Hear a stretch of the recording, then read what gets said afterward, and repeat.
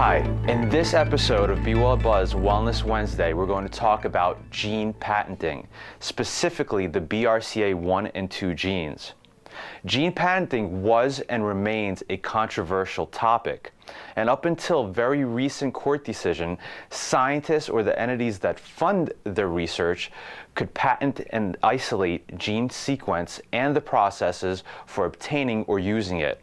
The patent granted them exclusive rights for 20 years, and it's seriously ponderous that this was considered acceptable. How could a man or woman claim creatorship and ownership over a gene or any other nature-made organism such as corn or cows? For a long time, this wasn't possible. Then in 1980, in the case of Diamond versus Chakrabarty, scientists invented a bacteria that would consume crude oil from an oil spill, and naturally, they wanted the rights to their creation. The Supreme Court ruled that any organism, as long as it's chemically or otherwise created or altered or isolated from its natural occurring state by human hands, is patentable. Thus, the patent owner could charge any sum of money for its use. They'd maintain total sovereignty over its development and application. They also claimed ownership over all its offspring in perpetuity. Talk about playing God. One might think this would spark a mad race to create viable alterations for the common items, since the inventor stands to gain perpetual massive income, and one would be right. Papa Pharma has worked this angle for more than a century. Flowers, herbs, and foods can't be patented, so he concocted his own and then convinced us that we would need his remedy. Then Mama Pharma entered the scene. Patents for food GMOs have multiplied and are spreading across the earth. But one growing gene giant took things to the next level and recently made a big stink of it too. Meet Myriad Genetics.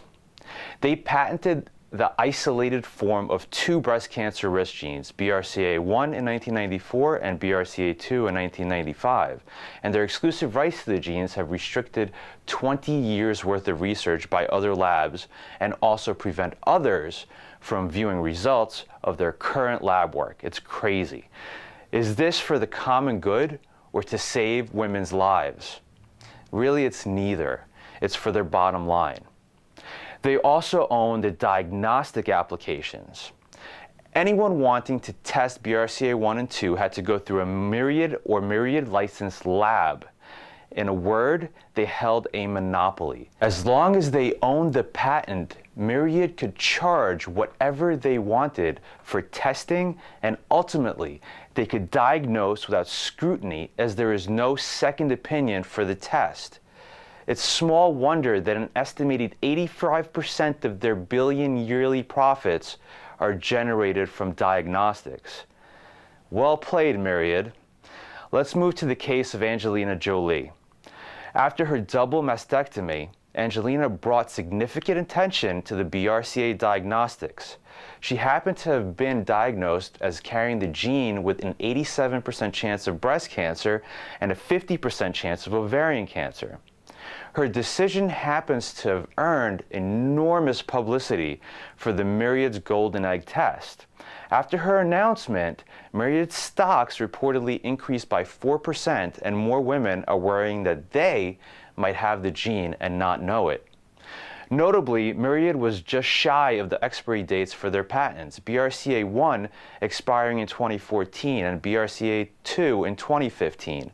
Equally as intriguing is that the publicity happened to strike only weeks before the Supreme Court would rule on whether biotech companies could continue to patent genes. My guess, Myriad's people knew their time was short. In all these years, the general public hadn't heard much about them, and having not nearly enough fear to send us in droves to the $4,000 plus examination, the clock ticking Angelina's case could not have been dumb luck or a well-crafted PR campaign to bring some final dividends. Don't get me wrong, Jolie followed the instructions of the doctors she trusted, and she made a very brave decision for her life. But CEOs are expected to be opportunistic, and this unlikely event gave them a big splash before their exit. But the bigger question we need to ask now is whether this diagnostic testing really is preventative, as claimed, and if it can actually save lives. Let's examine further the BRCA1 and 2 genes. If you have the genes, and should you be afraid? The BRCA genes are extremely uncommon. A reported average of 5% of breast cancer diagnoses are the result of BRCA gene. Angelina was diagnosed with a high risk, but that risk is significantly lowered for the majority of affected women. The hook for the $4,000 test is no one knows whether they're part of a fractional percentile carrying the genes. And Myriad doesn't profit from women getting treatment, they profit from testing.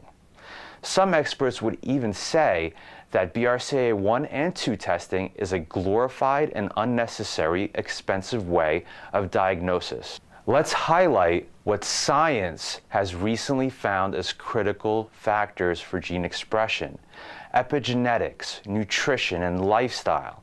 Even for those carrying the genes, there's a growing league of scientists and clinicians who believe it is entirely possible to prevent disease-causing genes from being expressed naturally and completely without medical intervention. Scientific advances are leaning towards epigenetics as the true knowledge wellspring for cancer and other disease prevention, particularly when we're talking about genetic predispositions. Instead of breast amputation, epigeneticists say cut off bad lifestyle habits and take on good ones, and your body will never activate cancer. Good nutrition and a healthy emotional life free of chronic stress, a predisposition to accentuate the positive, a temperament that encourages life-promoting hormones and chemicals to circulate lavishly and in correct balance, vibrant body life throughout exercise and lots of fresh air and sunlight. These are the conditions that instruct your DNA readers to ignore deadly codes and express life and healing. Are you empowered for health? The core tenet of epigenetics is empowerment, and secondarily, that all of our body functions the way we feel on a daily basis, and whether we're healthy or sick are all the result from our internal environment. If we foster an inner atmosphere of health through good attitude and lifestyle, then radiant health will manifest in our body. Believers of this new science are putting their faith in the original design of the human body, namely that if using the power of our minds and our intention to overcome threats against spiritual, emotional, and mental life will also keep healthy cells healthy, and they will do their job in eliminating threats to physical life. Then rogue cancer cells simply won't stand a chance against happy, healthy environment of their well-tended lookalikes. In a recent article in the New York Times, a few experts shared their thoughts. Think of cancer as this kid in a bad neighborhood, said Dr. Suzanne Love, a breast cancer surgeon and president of the Dr. Suzanne Love Research Foundation. She said you can take the kid out of the neighborhood and put him in a different environment, and he will behave totally different. And while admitting there is far more to investigate and discover before throwing in the towel on all the other cancer treatments, Dr. Robert Weinberg, cancer researcher and expert at MIT, affirmed for us that this notion is not a flash in the pan that will come and go. These new thinkers from an old school are a far cry from urging women to amputate their breasts. Since Jolie's announcement, there's been a loud cry from conventional practitioners and natural health gurus alike not to jump to any conclusions and act impulsively. When you look deeper into the study of epigenetics, you'll also realize that your genes don't have control. You do. For more on epigenetics, read our article called Stress-Free, Cancer-Free. Please share this important video with your family and friends, and we'll see you next time.